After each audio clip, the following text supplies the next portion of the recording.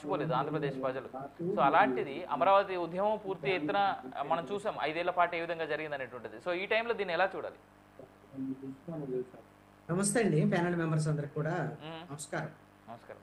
రాజధాని అమరావతికి సంబంధించి అంటే 10 ఏళ్ళు ఈ నిర్ణయం జరిగింది. మ్మ్. 10 ఏళ్ల తర్వాత మళ్ళీ ఇప్పుడు మొదలుకొచ్చింది. మళ్ళీ రాజధానికి సంబంధించిన అమరావతికి చట్టబద్ధత గురించి ముఖ్యమంత్రి చంద్రబాబు నాయుడు మాట్లాడటం, మ్మ్. అదేవిధంగా ప్రధానమంత్రి నరేంద్ర మోడీ మే 2వ తేదీన వచ్చి ఇక్కడ పనుల్ని పునః ప్రారంభించడానికి కావాల్సినటువంటి కార్యక్రమాన్ని రూపొందించడం ఇవన్నీ కూడా సరే జరిగింది. సరే.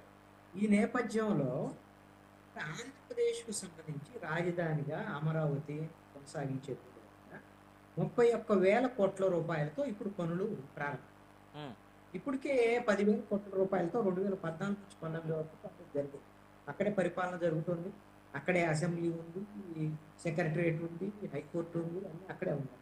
ఇప్పుడు పూర్తి స్థాయి భవనాల నిర్మాణం జరగబోతుంది. 31,000 కోట్ల రూపాయలు ప్రస్తుతం ఉన్నటువంటిది ఏది వరల్డ్ బ్యాంక్ నుంచి కానీ, లేకపోతే అడ్కో నుంచి కానీ, ఏసియా బ్యాంక్ నుంచి సంబంధించినటువంటి దాంట్లో 31,000 కోట్ల రూపాయలు. మొత్తం 1,00,000 కోట్ల రూపాయలకు సంబంధించినటువంటి పనులు భవిష్యత్తులో జరిగేదానికి అవకాశం. మరి ఇలాంటి పరిస్థితుల్లో ఇన్ని వేల కోట్ల రూపాయలు మనము రాజధాని నిర్మాణానికి పెట్టుకునేటువంటి క్రమం, ఇంకా దీనికి సంబంధించినటువంటి టెక్నికల్ విషయాలు, భవిష్యత్తులో ఇదే రాజధాని ఉంటుందా మారుతుందా అనేటువంటి అంశం మీద అనుమానాలు ఉండటం కరెక్ట్ కాదు.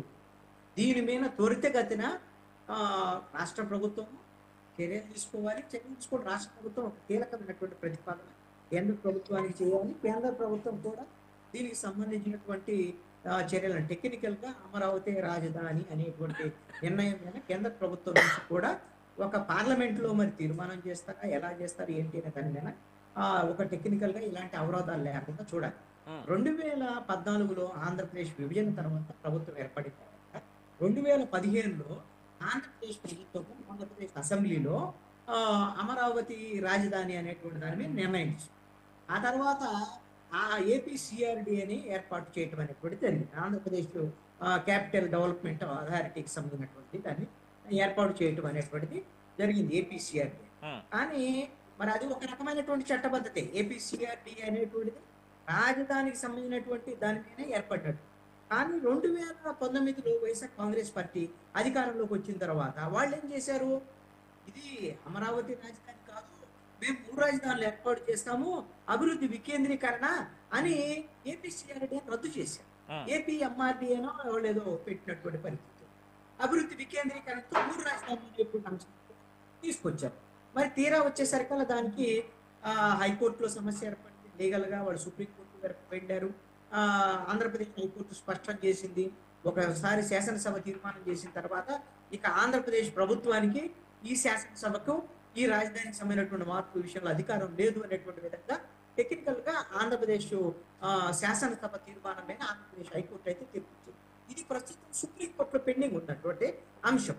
ఇప్పుడు ఒకవేళ ఈ నిర్మాణాలు జరిగి అన్ని జరిగిన తర్వాత మళ్ళీ రేపొద్దున వైఎస్ఆర్ కాంగ్రెస్ పార్టీ 2029 అధికారంలో వచ్చింది, మళ్ళీ మేము మారుస్తాం, 3 రాజధానులు పెడతాం, లేదా 33 రాజధానులు పెడతాం అని వాళ్ళకి అన్నారు అనుకోండి, మళ్ళీ మొదలుకు వస్తుందా?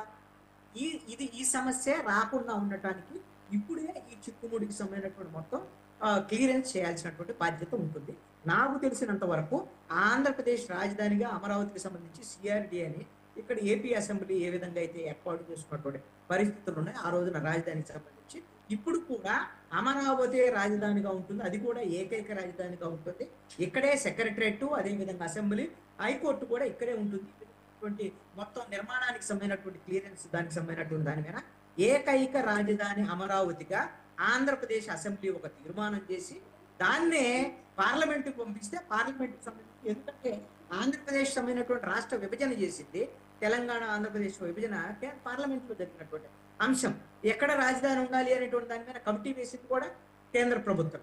కాబట్టి కేంద్ర ప్రభుత్వం పార్లమెంట్లో ఆంధ్రప్రదేశ్ ఏదో కొత్తగా ఏర్పడినటువంటి తెలంగాణకి హైదరాబాద్ వెళ్ళిపోయింది కాబట్టి ఆంధ్రప్రదేశ్కు రాజధానిగా అమరావతి కొత్త పట్టణం నిర్మాణం జరుగుతుంది, అదే పూర్తి స్థాయి రాజధానిగా ఉంటుంది అనేటువంటిది ఒక డిక్లరేషన్ పార్లమెంట్లో అక్కడ తీర్మానం చేసి ఇవ్వాల్సి ఉంటుందని చెప్పేసి నేను అనుకుంటున్నాను. ఇది ఎలాగూ సమస్య అయితే కాదు, ఇది కష్టమైనటువంటి పని కూడా కాదు. ఎందుకు అనంటే ఆ కేంద్రంలో ఉంది ఎన్డీఏ ప్రభుత్వం, ఆంధ్రప్రదేశ్లో ఉంది కూడా ఎన్డీఏ ప్రభుత్వం. కాబట్టి ఈ ఇక్కడ ఉండేటువంటి డబుల్ ఇంజిన్ సర్కార్ అని చెప్పారు కదా, మేము అధికారంలోకి వస్తే మళ్ళీ ఇప్పుడు ఆగిపోయినటువంటి అమరావతి పూర్తయిద్ది, పోలవరం పూర్తయిద్ది అనే కదా ఇక్కడ ఉండేటువంటి తెలుగుదేశం, జనసేన, బీజేపీ చెప్పింది. కాబట్టి ఇప్పుడు అప్పో ఏదో ఒకటి ఇచ్చారు, ఇంతకుముందు అంటే మట్టి నీళ్ళు ఇచ్చారు. ఇప్పుడు ఎలాగూ ఆంధ్రప్రదేశ్లో ఉండేటువంటి 21 మంది ఎంపీల మీద ఆధారపడి ప్రధానమంత్రి నరేంద్ర మోడీ మూడోసారి అక్కడ కూర్చున్నాడు. కాబట్టి ఇప్పుడు అనివార్యంగా ఆంధ్రప్రదేశ్కి అనివార్యంగా ఇవ్వాల్సినటువంటి పరిస్థితి వచ్చింది. అయినా సరే అమరావతి వాళ్ళు ఏమి నిధులు ఇవ్వట్లేదు, అప్పన్న ఇప్పిస్తున్నారు. ఆ అప్పన్న వాళ్ళు షూరిటీ ఉండి ఇప్పిస్తున్నారు. కాబట్టి ఎంతో కొంత ఇప్పుడు అమరావతి ముందుకెళ్ళేటువంటి పరిస్థితులు ఉండి రేపు పొద్దున ప్రధానమంత్రి నరేంద్ర మోడీ ఇక్కడికి వస్తున్నారు. ఆ సభలో అమరావతికి సంబంధించినటువంటి పూర్తి స్థాయి టెక్నికల్గా డిక్లరేషన్ కేంద్ర ప్రభుత్వం ఇస్తుంది. దానికి ఏ విధమైన ఇబ్బందులు ఉండబోవు అనేటువంటిది ఒకటి. రెండవ అంశం ఏంటంటే 31,000 కోట్ల రూపాయలతో ఇదేం అమరావతి పూర్తి అయ్యేటువంటి పరిస్థితులు ఉండవు.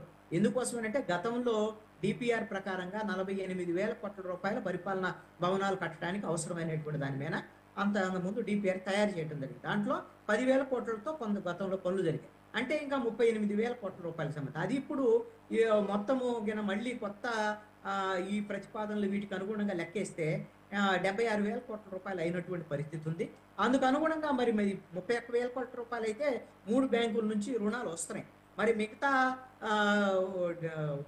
నిధులు ఎలా ఏమిటి అనేటువంటి దాని మీద కేంద్ర ప్రభుత్వం నుంచి ఒక క్లారిటీ రావాలి. అదేవిధంగా అమరావతిలో కేంద్ర ప్రభుత్వానికి సంబంధించినటువంటి కొన్ని సంస్థల ఏర్పాటుకు సంబంధించినటువంటి విషయంలో ఇప్పటికే వాటికి కొన్ని భూములు ఇచ్చి ఉండటం, వాటి ఏర్పాటుకు సంబంధించినటువంటి విషయంలో కేంద్ర ప్రభుత్వం హామీలు ఇచ్చింది. త్వరితగతిన ముందు అసలు కేంద్ర ప్రభుత్వ సంస్థలు అనేటువంటిది వస్తే వాటి నిర్మాణాలు కింద జరిగితే అమరావతికి సంబంధించినటువంటి పట్టణం అభివృద్ధి చెందడానికి అవకాశం. వీటి మీద ఒక స్పష్టత ప్రధానమంత్రి పర్యటన సందర్భంగా ఇస్తారని అనుకుంటున్నాను.